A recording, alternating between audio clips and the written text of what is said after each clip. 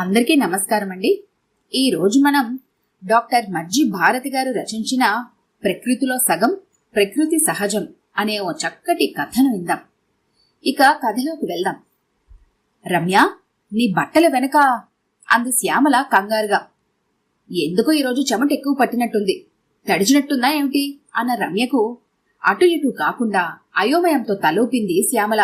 Dress వెనక చెయ్యి పెట్టిన రమ్యకు తడితో పాటు జిగురుగా కూడా ఏదో తగిలింది.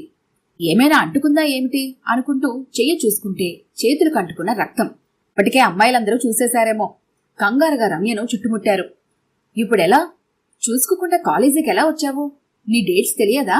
ఇప్పుడేం చేస్తావు అంటూ రకరకాల ప్రశ్నలతో మనిషి ఒక మాట మాట్లాడుతున్నారు. అమ్మాయిల మధ్య ఏమిటి గందరగోళం అని చూస్తున్న అబ్బాయిలకు కూడా విషయం తెలిసింది. అసలే తెల్ల డ్రెస్సు, దానిమీద ఎర్రని మరక దూరానికే కనిపిస్తోంది. ముసుముసుగా నవ్వుకుంటున్న వాళ్లు కొందరు, అమ్మాయిల చూపు కలవగానే తల తిప్పి ఏటో చూస్తున్నట్టు నటిస్తున్న వాళ్లు కొందరు, ఈ విషయం మీద జోకులేసుకుంటున్న వాళ్లు ఇంకొందరు. అది చూస్తున్న అమ్మాయిలు, నవ్వండి నవ్వండి, ఈ బాధలన్నీ మా అమ్మాయిలకే కదా, దేవుడు మీ మొహాన్ని కూడా ఇలానే రాస్తే అప్పుడు తెలుస్తుంది మీకు మా బాధ ఏమిటో అని పళ్ళు కొరుక్కున్న వాళ్ళు కొందరైతే, చిచి ఏమిటి ఇలా అయింది, ఈ రమ్యకు అసలు బుద్ధే లేదు, చూసుకోకుండా వచ్చి అందరి పరువు తీస్తుందని తిట్టుకుంటున్న వాళ్ళు ఇంకొందరు. ఇవేవీ పట్టించుకోని రమ్య, ఎవరి దగ్గరైనా శానిటరీ నాప్కిన్స్ ఉన్నాయా అడిగింది అందరినీ. ఎవరి దగ్గర లేవు.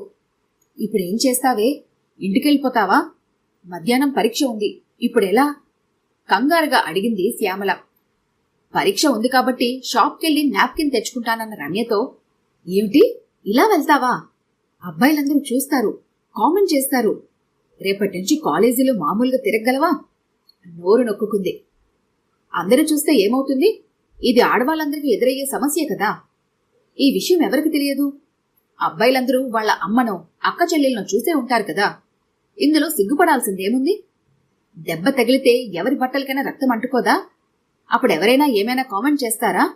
అయ్యో పాపం అంటారు గాని. ఇప్పుడు అదే పరిస్థితి. అనవసరంగా ఎవరైనా ఎందుకు కామెంట్ చేస్తారు? నీ కంగారు గాని అని చెప్తూ అబ్బాయిల వైపు తిరిగి, ఎవరైనా నన్ను కామెంట్ చేస్తారా అని అడిగింది. అందరూ తల అడ్డంగా తిప్పి దూరం జరిగారు. చూసావు కదా, ఎవరూ కామెంట్ చేయరు గాని షాపు వరకు ఎవరైనా తోడొస్తారా అని అడిగిన రమ్యకు ఎవరూ సమాధానం ఇవ్వకపోవడంతో ఒక్కతే బయలుదేరింది. వెళ్తున్న రమ్యను ఆగిపోయి మరి చూస్తున్నారు అంతా.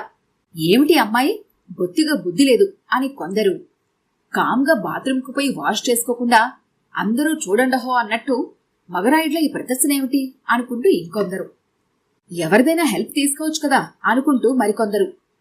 అంతేకాని ఆ హెల్ప్ తామే చెయ్యొచ్చునన్న ఆలోచన లేదెవరికి. అవేమీ పట్టించుకొని రమ్య తన దారిని తాను పోతోంది. అంతలో రమ్య దారికడ్డంగా మోటార్ సైకిల్ తెచ్చిపెట్టాడు చందు. అది చూసిన అందరి కళ్లల్లో భయాందోళనలు.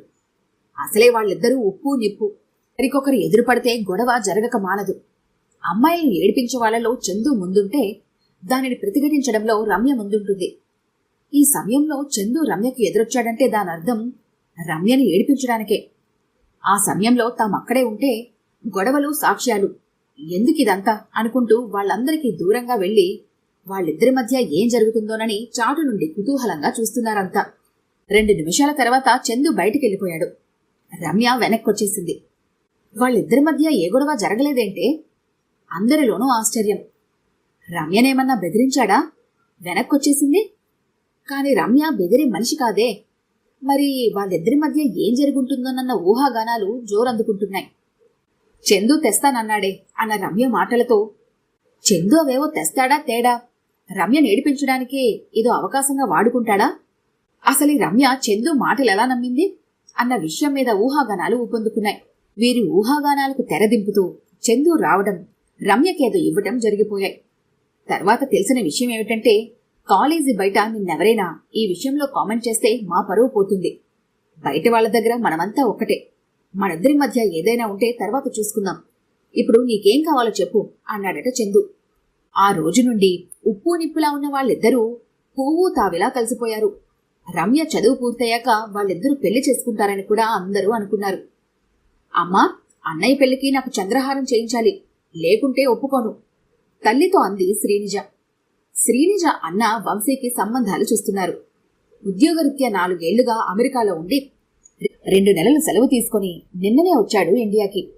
ఈలోగా సంబంధాలు చూసి పెళ్లి చేసి పంపించాలని వాళ్ళ ఆలోచన. అలాగే లేవే అన్నయ్య, నువ్వు ఈ మ్యారేజ్ బ్యూరో వాళ్ళు పంపిన సంబంధాలు చూసి ఓకే అంటే వాటికి వెళ్లి చూసొద్దాం అంది తల్లి. మీరు చూడండి, మీకు ఓకే అయితే నాకు ఓకే, నేనలా బ్యాంక్ వెళ్ళొస్తాను అని బయటికి వెళ్ళిపోయాడు వంశీ. శ్రీజ, మీ క్లాస్మేట్ రమ్యని బ్యాంక్లో చూశాను. 7 ఏళ్లయింది, ఏమీ మారలేదు. చందూనే పెళ్లి చేసుకుందా? పెళ్ళయ్యాక కూడా అప్పట్లాగే ఉందా? ఉత్సుకతతో అడిగాడు వంశీ శ్రీజను. అయ్యో, దాని మాటే చెప్పొచ్చావా? దాన్నెవరు పెళ్లి చేసుకుంటారు? నిరసనగా అంది శ్రీనిజ. అదేమిటే, వాళ్ళిద్దరూ కలిసి తిరిగేవారు కదా ఆశ్చర్యంగా అన్నాడు వంశీ. పోనీ వాడిని చేసుకున్నా బావుండేది. నిన్ను మంచి స్నేహితుడిలా చూశానంటూ చందు ప్రపోజల్ను కాదంది. పోనీ లోకంలో అబ్బాయిలే కరువా? కాని ఈమెదో పైనుండి దిగొచ్చినట్లు కట్నమడిగితే పెళ్లి చేసుకున్న షరతులొకటి. ఏ తలకు మాసినవాడో అందుకు సరేనని ముందుకొచ్చినా ఈవిడ శ్రీవాద భావాలు చూసి పారిపోతున్నారు. లా కూడా చేసిందేమో, ఆడవాళ్లలో ఎవరికి ఏ అన్యాయం జరిగినా నేనే ముందుంటానంటూ ఆఫీస్కు సెలవు పెట్టి మరీ రోడ్ల మీద నిరసనలు, ధర్నాలు. రేపు ఈవిడ్ని పెళ్లి చేసుకుంటే పొరపాటున ఏదైనా జరిగితే తన మీద కూడా ఇలా ధర్నాలు అవి చేసి కుటుంబాన్ని బజార్ను పెడుతుందేమోనని భయపడి పారిపోతున్నారు అబ్బాయిలు. ఒకంత వ్యంగ్యంగా అంది శ్రీనిజ. అంటే రమ్యకింకా పెళ్లి కాలేదా? ఆశ్చర్యంగా అడిగాడు వంశీ. రామాయణమంతా విని రాముడు సీతకేమవుతాడని అడిగాడట వెనకటికెవడో ఒకడు. అలా ఉంది నీ ప్రశ్న, చిరాగ్గా అంది శ్రీనిజ. అన్యాయం జరిగిన ఆడవాళ్లకు మద్దతుగా నిలిస్తే తప్పేమిటి? మనం చెయ్యలేనిది ఎదుటివాళ్లు చేస్తుంటే మెచ్చుకోవాలి గాని ఆవిడేదో తప్పు చేస్తున్నట్లు ఆడవాళ్లు మీరే అలా అంటే ఎలా? ప్రశ్నించాడు వంశీ. కట్నం ఇవ్వడం, పుచ్చుకోవడం మన సంప్రదాయంలోనే ఉంది కదా అడిగింది శ్రీనిజ. మన సంప్రదాయంలో ఉందో లేదో నాకు తెలియదు, కానీ ప్రస్తుత సమాజంలో ఉంది క్లారిఫై చేశాడు వంశీ. మా క్లాస్మేట్స్ ని కలిసినప్పుడు పొరపాటును ఎవరైనా నాకింత కట్నం ఇచ్చారంటే, కట్నం ఇస్తేనే గాని పెళ్లి చేసుకున్న వాళ్ళను మీరెందుకు పెళ్లి చేసుకోవాలి? ఆడవాళ్లే కట్నం ఎందుకు ఇవ్వాలి? మగాళ్లతో పాటు అన్ని పనులు చేస్తున్నాం. గట్టిగా చెప్పాలంటే వాళ్లకన్నా మనమే ఎక్కువ పని చేస్తున్నాం. అటువంటప్పుడు వాళ్ళకు కట్నమిచ్చి పెళ్లి చేసుకోవాల్సిన అగత్యం ఏమిటి? అసలు మీలాంటి వాళ్ళు ఉండబట్టే కట్న పిశాచి ఇంకా మనల్ని వీడిపోవటం లేదని క్లాస్ పీకుతుంది. అందుకని మా క్లాస్మేట్స్ అంతా గెట్ టుగెదర్స్ కి తనని పిలవడమే మానేశారు. గొప్పగా చెప్పింది శ్రీనిజ. నాకెందుకో తనని చూడాలనుంది హుషారుగా అన్నాడు వంశీ. పక్కన బాంబు పడ్డట్టు ఎగిరిపడింది శ్రీనిజ. అమ్మా, అన్నయ్య రమ్యను చూడాలంటున్నాడే గావు కేక పెట్టింది. ఏమిటి, రోజూ పేపర్లో పడుతుంది ఆ అమ్మాయా? అసలు ఆ అమ్మాయి అన్నయ్యకి ఎలా తెలుసు? తిరిగి ప్రశ్నించిన తల్లితో, బుద్ధి తక్కువై నేనే చెప్పానులే నెత్తి కొట్టుకుంటూ అంది శ్రీనిజ. ముందొకసారి వాళ్ళింటికి వెళ్దాం, వాళ్లకు మన సంబంధం నచ్చకపోతే అప్పుడు వేరేని చూద్దాం అనేసి వాళ్ళిద్దరి హావభావాలు పట్టించుకోకుండా గదిలోకి వెళ్లిపోయాడు వంశీ. తలపట్టు కూర్చున్నారు తల్లి కూతుళ్ళిద్దరూ. ఈడు జోడు బాగానే ఉంది, కాని అమెరికా సంబంధం రమ్యకిష్టముండదేమో అని వాళ్ళ నాన్నంటే, మీరు అలా దాన్ని వెనకేసుకొస్తే దానికి జన్మలో పెళ్ళవదు అనేసింది రమ్య తల్లి శారద. నాకు అమెరికా వెళ్లే ఉద్దేశమే లేదు, ముందే తెగేసి చెప్పేసింది రమ్య. వచ్చిన సంబంధాలన్నింటినీ ఏదో ఒక వంక పెడితే ఎలా? కట్నం ఇవ్వలేని పరిస్థితిలో లేం కదా. పెళ్లి చేసుకోకుండా ఎన్నాలిలా? అబ్బాయితో మాట్లాడు, మంచివాడనిపిస్తే కొన్ని విషయాల్లో చూసి చూడనట్లు పోవాలి గట్టిగా చెప్పింది శారద. అబ్బాయి వంశీ, అతని తల్లి మాత్రమే వచ్చారు. ఆ మాట ఈ మాట అయ్యాక మీరిద్దరూ మాట్లాడుకుంటారేమో అన్న శారద మాటలకు స్టడీ రూంలోకి దారి తీసింది రమ్య. నా గురించి మీకు పూర్తిగా తెలుసా అన్న రమ్య మాటలకు, ఇదే ఇంటర్వ్యూ అని నాకు తెలియదే అన్న వంశీ సమాధానం విని, తెలుసో తెలియదో చెప్పకుండా ఈ సమాధానం ఏమిటని తెల్లబోయింది రమ్య. తెల్లబోయిన రమ్యను చూసి నవ్వుతూ, పోనీ మీ గురించి మీరు చెప్పండి వింటాను అన్నట్టు మీ గురించి కొంచెం తెలుసు నాకు. ఒక విషయంలో మిమ్మల్ని మనస్ఫూర్తిగా ప్రశంసించాలి. ఈ ప్రశంసలు చెప్పడానికి 7 సంవత్సరాల టైం తీసుకున్నానని అనుకోవద్దు. నిజానికి నాకప్పటికీ అంత ధైర్యం కూడా లేదు. ఆ అమ్మాయిలా అందరూ ఆలోచిస్తే బావుందని అనుకోవడమే తప్పించి ఎదురుపడి చెప్పేంత ధైర్యం లేదు. ఆ మాటలన్నప్పుడు వంశీ కళ్లల్లో ఓ మెరుపు. ఏ విషయం గురించి మీరు మాట్లాడుతున్నారు? నేను మీకు ముందే తెలుసా అన్న రమ్యతో, క్షమించాలి ముందే మీకు చెప్పనందుకు. నేను మీ క్లాస్మేట్ శ్రీనిజ అన్నయ్యను. ఈ సంబంధం విషయంలో నిర్ణయాలను బట్టి మీ ఇద్దరి మధ్య స్నేహం చెడిపోకూడదని తను రాలేదు. సంజాయిషి ఇచ్చాడు వంశీ. శ్రీనిజ అన్నయ్య తమ కాలేజీలోనే చదివాడు. అంటే ఇతనికి తనకు చందుకు మధ్య ఉన్న అనుబంధం, అప్పుడు కాలేజీలో జరిగిన విషయం అన్నీ తెలుసుంటాయి. ఇప్పటి తన ఆలోచనలేమిటో శ్రీనిజ చెప్పే ఉంటుంది. అయినా వచ్చాడంటే దాని అర్థం స్త్రీల సమస్యల పట్ల తన అభిప్రాయాలతో శ్రీనిజ ఏనాడూ ఏకీభవించలేదు. కట్నం ఎంత ఎక్కువిచ్చి పెళ్లి చేసుకుంటే అంత గొప్పన్న ఆలోచనలో ఉంటుంది శ్రీనిజ. అటువంటప్పుడు కట్నం ఇవ్వనన్న అమ్మాయిని మనస్ఫూర్తిగా ఆ ఇంటి కోడలుగా అంగీకరించగలరా వాళ్ళు? దానికి తోడు ఇతను అమెరికాలో మంచి ఉద్యోగం చేస్తున్నాడని వింది. తనకు అమెరికా వెళ్లే ఉద్దేశమే లేదు.